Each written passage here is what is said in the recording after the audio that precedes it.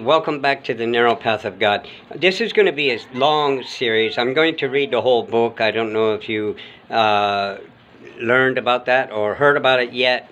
Maybe I explained it in the first episode of this. Anyway, we started with Genesis 1. Now we're going to do Genesis 2. And I'm also going to speak about other things, about how the government has destroyed our society and took us away from God and filled us full of other non-religious thoughts. And I just want to go on that a little bit later. But now I'm going to read Genesis 2 for you, and just sit back and take the Bible. You don't have to read it or anything. I'm going to do all the work for you, okay?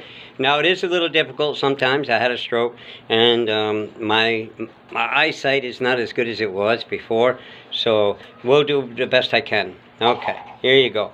Genesis 2. Thus the heavens and the earth were finished, and all the host of them. And on the seventh day God ended his work which he had made, and he rested on the seventh day from all his work which he had made.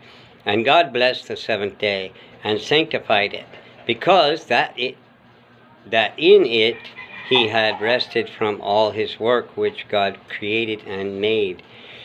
These are the generations of the heavens and of the earth when they were created, in the day that the Lord God made the earth and the heavens, and every plant of the field before it was in the earth, and every herb of the field before it grew. For the Lord God had not caused it to rain upon the earth, and there was not a man to till the ground. But there went up a mist from the earth, and watered the whole face of the ground. And the Lord God formed man from the dust of the ground, and breathed into his nostrils the breath of life, and man became a living soul. And the Lord God planted a garden eastward in Eden. And there, that's a good thing about Eden. I have an opinion about Eden and where it was located. Many people say it's on the earth and everything else. But anyway, we won't talk about that right now. Okay, let's go back to Genesis. This is 3. Oh, 2, wait, I'm sorry. And out of the ground made the Lord God to grow every tree that is pleasant to the sight and good for food, the tree of life also in the midst of the garden, and the tree of knowledge of good and evil. Okay? And a river went out of Eden to water the gardens, and from thence it was parted and became into 4 heads. Okay? The name of the first is Pison. That is it which compasseth the whole land of Havilah, where there is gold.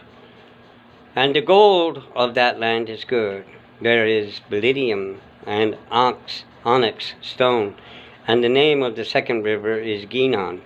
The same is it compasses the whole land of Ethiopia. I don't know. I'm sorry. Some of these pronunciations I'm not good at in the Bible also. I do the best I can. Maybe you guys can correct me. Okay. And the name of the third river is Hiddekel. Ha. That is it which goeth toward the east of Assyria. And the fourth river is Euphrates. Okay. And the Lord God took the man and put him into the Garden of Eden to dress it and keep it. And the Lord God commanded the man, saying, Of every tree of every garden thou mayest freely eat, but the tree of the knowledge of good and evil thou shalt not eat of it. For in the day that thou eatest thereof thou shalt surely die. And the Lord God said, It is not good that the man should be alone. I will make him an help meet for him. And out of the ground the Lord God formed every beast of the field, and every fowl of the air, and brought them unto Adam, to see what he would call them. And whatsoever Adam called every living creature, That was the name thereof. And Adam gave names to all cattle, and to the fowl of the air, and to every beast of the field. But for Adam there was not found an help meet for him. And the Lord God caused a deep sleep to fall upon Adam, and he slept. And he took one of Adam's ribs, and closed up the flesh instead thereof. And the rib which the Lord God had taken from man made he a woman, and brought her unto the man. And Adam said, There is now bone of my bones, and flesh of my flesh. She shall be called woman, because she was taken out of man. Therefore shall a man leave his father and his mother, and shall cleave unto his wife, and they shall be one flesh.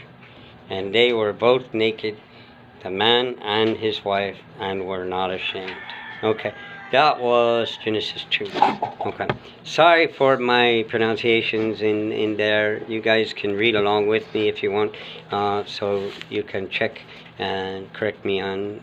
I know I'm not good at some of the pronunciations of the Bible, like I said. So anyway, there you have it. He created Adam, and he created what we call Eve also, the woman. Okay, so on to Genesis 3 next time. Okay, we'll talk to you next time.